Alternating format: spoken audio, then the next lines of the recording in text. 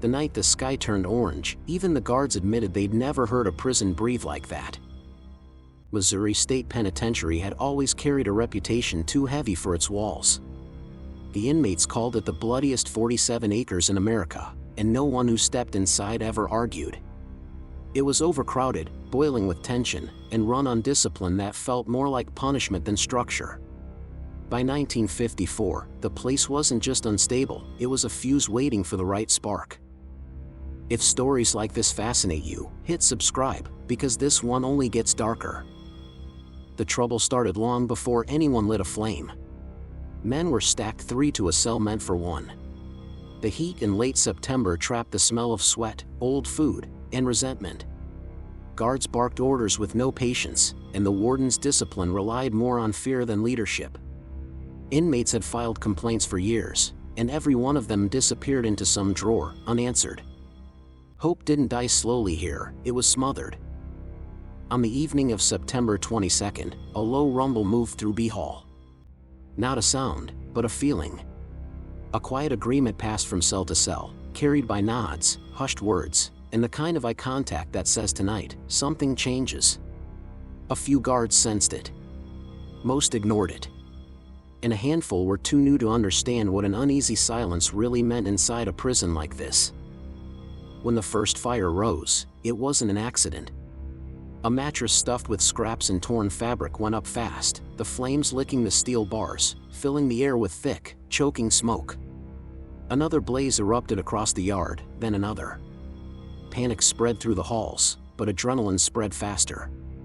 Men who'd been powerless for years felt the balance shift for the first time. Within minutes, cell doors were forced open using pipes, improvised tools, and sheer desperation. Inmates poured into the corridors, shouting, running, scattering. The guards on duty were too few to contain them.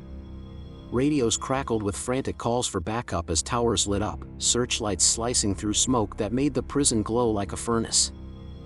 The heat intensified, reflecting off the limestone buildings and crawling up into the night sky.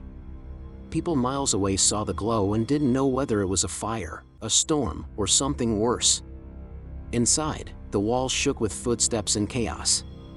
Some inmates were trying to escape. Others simply wanted to be heard. But before anyone outside the yard understood the scale of what was unfolding, before state police and National Guard troops even climbed into their vehicles, something unexpected happened, something that shifted the entire direction of the night. It started with a single whistle from deep inside the riot, sharp and deliberate, followed by sudden silence that made even the flames seem to pause. The silence didn't make sense. Not in a prison on fire, not in a riot involving thousands. Yet for a moment, everything froze. The whistle had come from E Hall, a place known not for noise, but for control. Inside those walls, a handful of inmates held influence far beyond their cell numbers. They weren't gang leaders in the modern sense.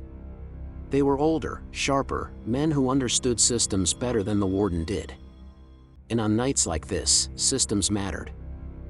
The pause lasted only seconds, but it was enough. Enough for whispers to spread. Enough for rumor to turn into strategy. Enough for inmates to realize this wasn't just chaos, someone was directing it. Pressure started stacking fast. Guards barricaded themselves in administrative offices, trying to figure out which buildings were still secure. Some argued that the National Guard needed to be called immediately. Others insisted they could handle it internally, terrified of the political fallout if the state admitted it had lost control. No one agreed on anything, and the radios offered no comfort, just overlapping voices swallowed by static and fear. Across the yard, inmates moved with purpose that surprised even themselves. Fires weren't random now, they were signals. One blaze drew guards away. Another exposed weak points in the structure. A third blocked access to the armory, preventing the worst-case scenario. And through it all, E Hall whispered directions, not loud enough to trace, but clear enough to influence the flood of bodies pushing through the corridors. For years, the administration had ignored warnings, overcrowding, failing infrastructure, conditions that built resentment like sediment. Inmates endured moldy food, freezing winters, blistering summers, and punishments that left scars no one documented. Tonight was the return on that investment. And yet underneath the rage, a deeper fear was spreading, because not everyone wanted this. Some inmates weren't trying to burn the place down, they were trying to stay alive. Men who had parole hearings on the horizon, men terrified of retaliation, men who understood that riots rarely ended clean. They hid in corners, stayed low, or tried to get messages to any guard who might listen. One of them was a lifer named Harold McCready, a quiet inmate with a reputation for noticing things others overlooked. As smoke crept beneath the door of his cell block, he saw shadows moving in patterns that didn't match panic. He recognized faces from E-Hall slipping between buildings, passing signals, steering the riot like a ship through a storm. And he realized something most prisoners hadn't: this uprising wasn't about freedom. It was about a message. While the sky blazed, National Guard trucks rolled in, soldiers gripping rifles and tear gas launchers. Their arrival sparked a wave of shouting, a surge of bodies, and a sudden shift in the riot's energy. The inmates who had been moving with purpose suddenly vanished into the crowd, dissolving into the smoke as if their job was done. Then came the discovery that changed everything, a detail so buried in the confusion that it almost went unnoticed. In the administrative annex, a side door had been forced open, not outward toward escape, but inward toward the records room. Files were scattered across the floor. Some missing. Some burned. And the ones left behind pointed in one direction, toward years of ignored reports, brutality complaints, and disciplinary actions that had mysteriously disappeared. Someone hadn't just planned a riot. They'd used it to erase the truth. And the worst part was still coming. By the time dawn crept over the prison walls, Missouri State Penitentiary no longer looked like a place meant to hold human beings. The fires had eaten through rooftops. Windows gaped open like broken teeth. Smoke drifted across the yard in low, heavy bands that made the whole place feel abandoned, even though thousands of men were still inside. The National Guard moved in with slow, methodical force, shields forward, rifles raised, voices steady. Tear gas rolled through the corridors, echoing off stone that had absorbed decades of violence. One by one, inmates dropped to the ground, coughing, choking, surrendering not because they'd lost the will to fight, but because the night had taken everything out of them. But Harold McCready wasn't thinking about surrender. He was thinking about the records room. He knew what those files represented: years of complaints buried under bureaucracy, names of guards whose brutality had become routine, reports that could have forced the state to act long before the walls burned. Losing them meant losing proof. Losing proof meant the system would walk away clean. As the guards secured each building, Harold made his move. He approached a lieutenant who looked too young to fully grasp the nightmare unfolding around him. Harold kept his hands visible, voice calm, choosing every word with the measured tone of a man who had nothing left to gamble. "There's something you need to see," he said. "And if you don't see it now, it'll disappear by noon."